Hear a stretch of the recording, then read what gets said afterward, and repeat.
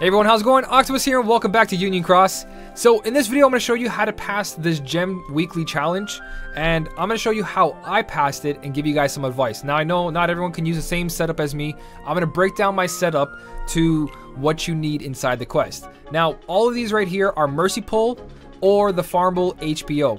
HPO doesn't have to have extra attack. If you don't have any defense boost on your Keyblade, then it probably needs extra attack.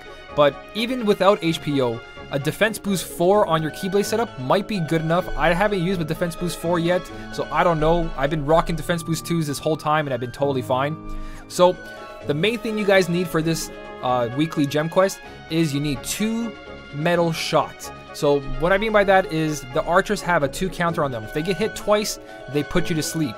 You either have to have a trait that has 20% sleep resist on it, or you have a buffer and then a metal that can kill them one shot. That's a 2-shot metal.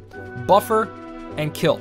So basically my HD Shion is going to copy a friend metal that's going to one-shot the archer so I don't get put to sleep.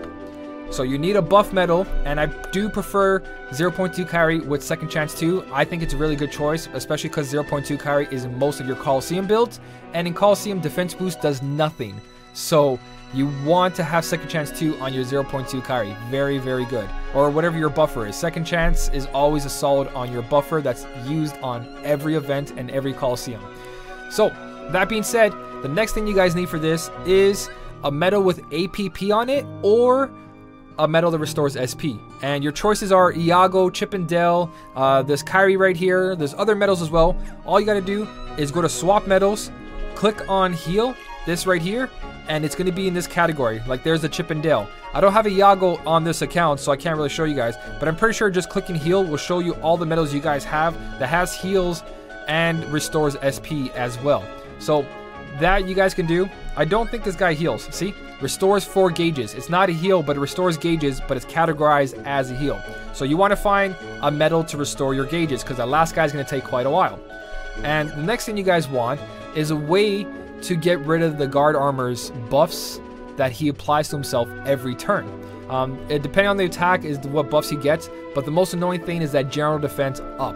You want to get rid of that. And the first time I did this, I brought in Tifa and Aerith just to even out the buffs he's putting on and my buffs. Because with Tifa and Aerith and 0.2 carry, I was doing 3 general defense down per turn, and he was only buffing 2 per turn.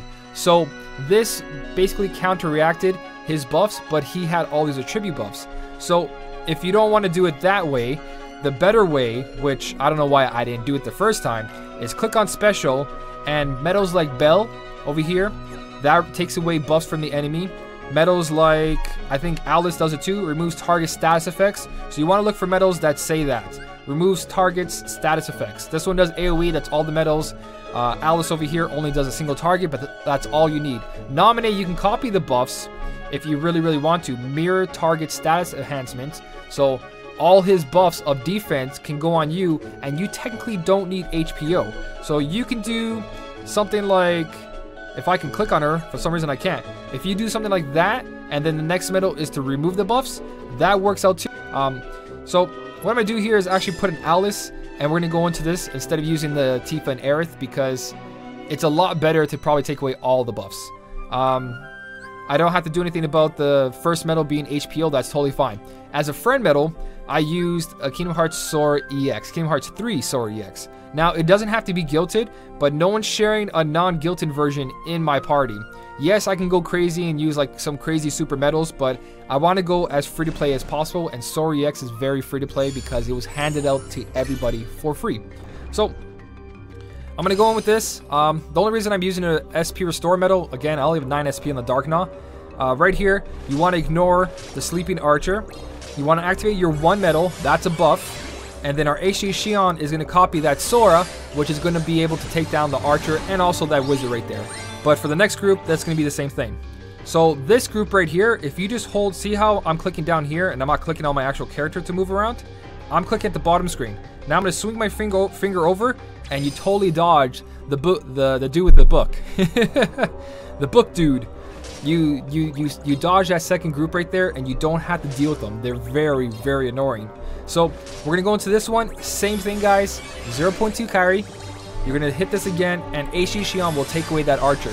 Now, most likely, your friend metal Sora is not going to be guilted, so you're most likely going to die from this hit. If your Nova is high enough plus your Sora, then go ahead, but this Sora is not going to be able to wipe this guy out, so I do have to rely on second chance. Or, no, there we go. It's always a pinch. If it crits, it kills him. I don't know if he kills us. If defense boost 2s activate properly, we wouldn't die, but we did die, and that's why second chance is really good. So from right here, we're just going to go 0.2 Kari for no reason. Just activate your Tyree if you have it. So it does guaranteed damage, 6,000. So I don't know why I activate 0.2 Kari. But that's how you deal with the next group. And now it's the last guy. Now the only thing annoying about this guy, the two things, is that he buffs himself and he hits like a truck. So what we gotta do here is HPO, or you guys can use the Nominate trick. I'm pretty sure the Nominate trick should work even if you dispel his buffs. Just don't activate it again, I think. I could be wrong on that. It's been so long since I used Nominate, but that could work out as well. But here we go, guys. Remove the buffs, raise your own defense, and then your friend metal, you copying your friend metal should do enough damage that eventually you're gonna wipe him out. Now, right here, most of you guys might not have a Guilted Sora EX because that's not free to play, but as you guys can see, it doesn't really matter. It does no damage. So you're relying on your HD Shion. Now, Defense Boost 2s activates, and I have more than half HP. I can move my head here for a second if I didn't have it locked. As you guys can see, lots of HP. So we're going to continue doing this until he's pretty much dead, and nothing changes on this guy. As long as you raise your own defense and you remove his buffs, you're solid. Very easy quest from here, guys. Just keep going like this over and over and over.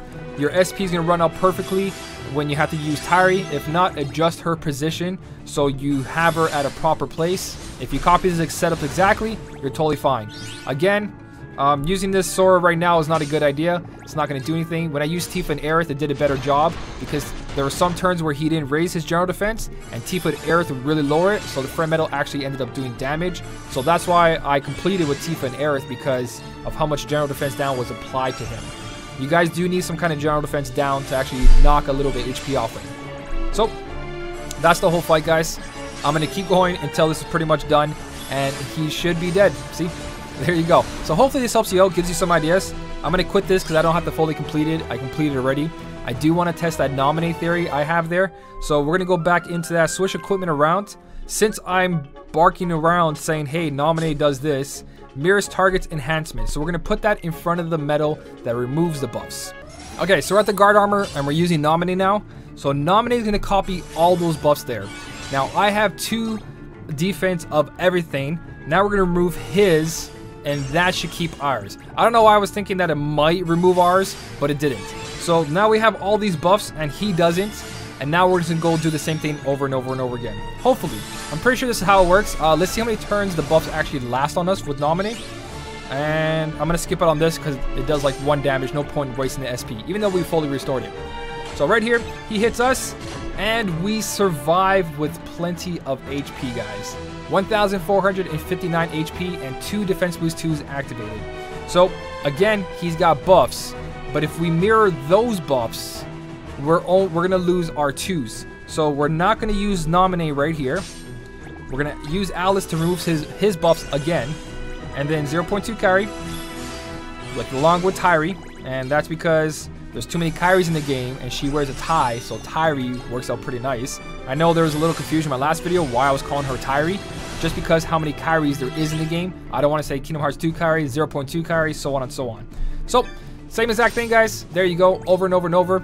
He's going to buff himself again. If our buffs run out, we're totally fine.